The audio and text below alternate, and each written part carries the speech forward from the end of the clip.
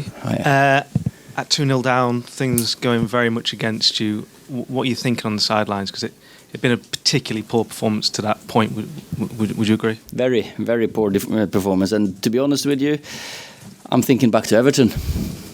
Because that team gave up and this team didn't. And that's so when we turned it round, it's a great answer to get from the boys that... we did play badly first half. We didn't win any challenges. We didn't stick to what we had planned.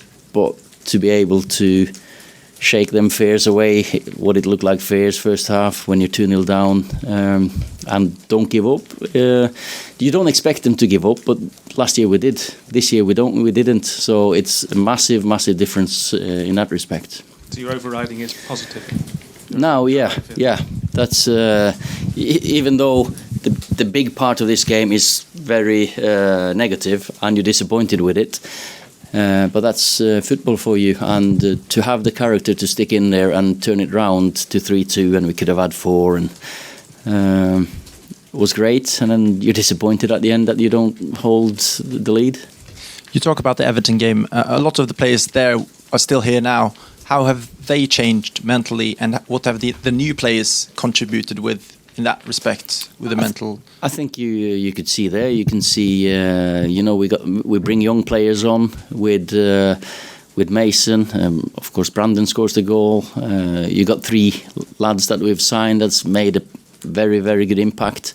So for me, the boys will have learned a lesson from the 71st minutes and the 95th or whatever, 94th, whatever they scored. But the biggest part of it must be the way they've had the character to stay in the game and turn it round. And Phil Jones got a lot of stick in the first half. You changed him. What was behind that, and what do you think about his performance? Yeah, we've had to change this. We had to go for it second half. We had to put another attacker on, and I could have changed 11 players at half time. That's so simple, really. Apart from the keeper, because David kept us in it. You wouldn't, and he would have saved the last one, not for a slight deflection on Harry's thigh as well. So. No, that was a tactical thing. But today wasn't about tactics. It was about the desire that we lacked in the first half and they had in the first half. Challenges. Football is, you've got to earn the right to win a game, and we didn't have any right to win a game after 70 minutes. Would you have said that was the angriest you were at half-time then? Just saying there, you could change them all. Angry, disappointed. I don't know what kind of emotions you want to say, but you had to wake them up. You had to do something about it, and I think the way they've turned it round, the way it changes so much in players' head, young players' heads. You remember these boys are young, and when they get the belief after the first goal, Dan James, first time he probably went past Stevens and put a great cross in. Fantastic finish by Brandon. Suddenly you see we're on the front foot, we're on the up, and the boys trying things that they leave the fear away.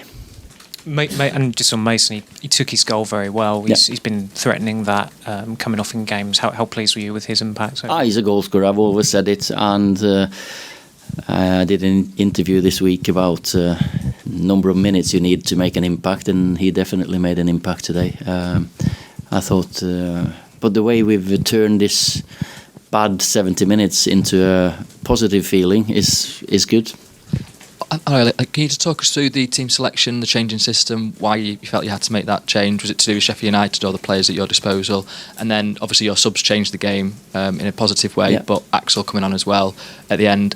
What was the thinking behind that? There's different reasons. Obviously, we're light in midfield because Scotty is away. We could have started with Jonah in there because he's played there for England, but we decided that Sheffield United. We've played well in a back three this season. Chelsea away, Liverpool at home. We thought that was a good way of... But it wasn't about tactics today. It was about the desire first half, getting first to the ball, on the front foot, tackling, winning challenges. That's... Sometimes tactics is just thrown out the window. And today it was all about the desire first half.